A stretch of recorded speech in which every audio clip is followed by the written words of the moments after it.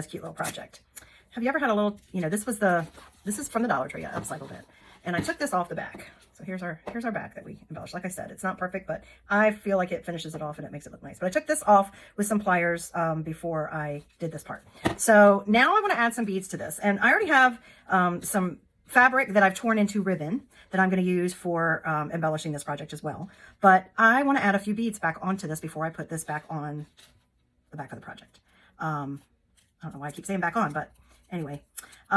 So what I usually do, these edges are pretty frayed. What I usually do, I mean, I have plenty of jute twine, but I'm just going to reuse what came with this one. If you want it to be longer, please, by all means, make it longer. But what I'm trying to do is I'm just taking a little bit of Scotch tape. It's not the brand. It doesn't have to be the brand name, but Scotch tape, and add it to the end and make yourself kind of like a little point or a little needle. And then we are going to add some of my beads. I believe all these are actually Dollar Tree beads right here, guys.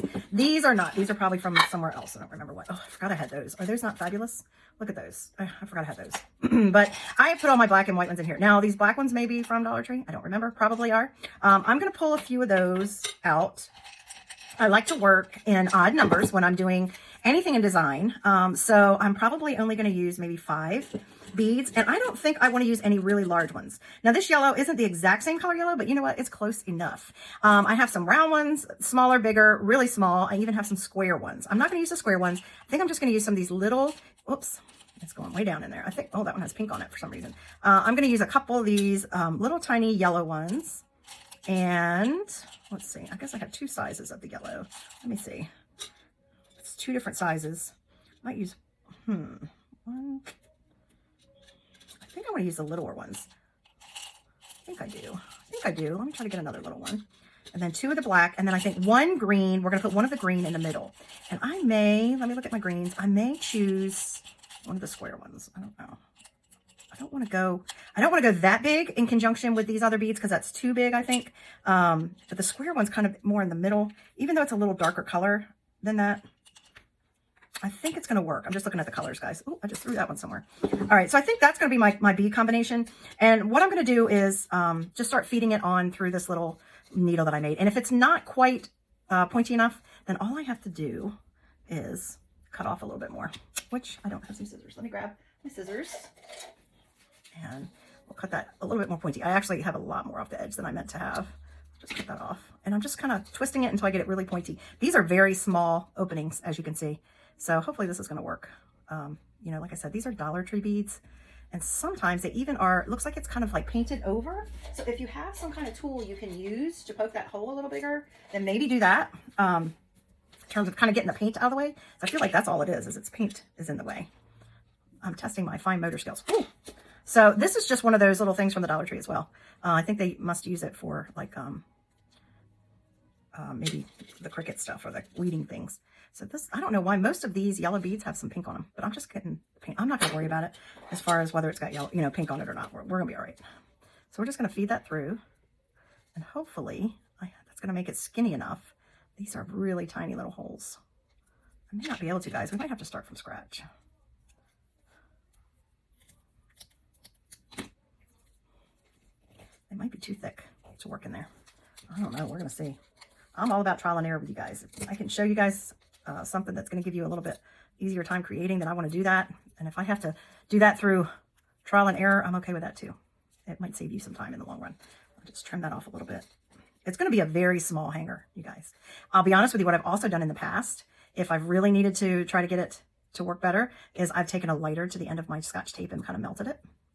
I've even done that in order to kind of like, there we go, that worked, to kind of make it so it won't fray anymore. Like just put a tiny bit of Scotch tape on it and just use your lighter and warm it, and it kind of melts the Scotch tape into it. So I'm just going to do a little pattern here. And I know this isn't typical for, you know, thinking of lemons, but the fabric that I have, that I also got from the Dollar Tree, that I tore into ribbons, it has the black in it. And that's why I'm using the black beads as accents. Okay. I did not use any other black in the project other than the ribbon that I'm going to use. So this just kind of ties everything in together. Find what inspires you to do your colors when you're making a project. This was not how I originally planned it, but when I came across this fabric, I was like, oh, that's what I got to do. All right, so there we go. And I reuse jars, you guys. I just find jars that I've that are cute. Like that probably had some kind of homemade something in it from a farmer's market. So I just keep them and I wash them out and I use them to store my beads and other items because I'm a very visual person. So I like to have clear containers as much as possible. I'm going to actually put a little piece of tape on the end of this too, because I think it's actually going to help hold it in place when I go to staple this at the back. You could also glue it to the back, but the one thing I want to caution you about with glue, if you have a glue gun, obviously hot glue is going to work, right? You could glue this to it. And I do have a glue gun. I thought about it, but let's just say you're going to put this design out on your, out on a door or out somewhere where the sunshine might hit it or out somewhere where the cold might hit it. I mean, I don't think you're going to put this out in the cold time, but, the hot glue can come undone. So I strongly advise if you're using something that's going to be outside, I advise using something like this Stick Fast because it is better at holding things and doesn't come undone. If you need a link for that, just ask me. I do have an Amazon link for it. I am just going to staple this and I am going to save the glue for probably for my embellishments. Ooh, I say I'm going to staple it and then let's see if that's going to go through.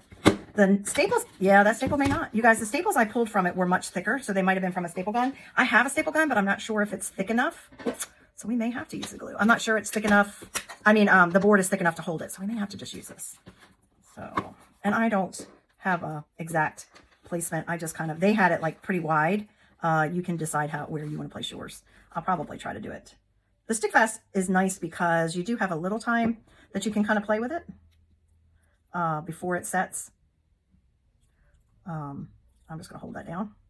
Let's see if it kind of sets up. But you do have some time to play a little bit before it sets. So I want it to at least grab it. And like I said, I'm going to check my staple gun, but my staple gun, the staples may be too long for this project. You can also take a piece of cardboard or some other type of, piece of really thick paper and put it over top of this and glue that on there too if you wanted to finish it off more and kind of make it even more sturdy. But, it's really up to you. This glue will probably hold it. You could even add a bead of hot glue to it as well if you wanted, just to kind of hold it in place while and then it's just reinforcing it. I'm going to put a little layer over it to kind of let it. So that is how you add some beads to your twine or whatever kind of way that you're holding it. It's just, that works really well with twine, but it would also work. Like if I wanted to make this into a hanger, I would just add the tape onto it here and do the exact same thing. So I just thought that little tidbit might help you. I hope it does, and I hope it inspires you. Make sure you let me know. Tag me if you make one of these.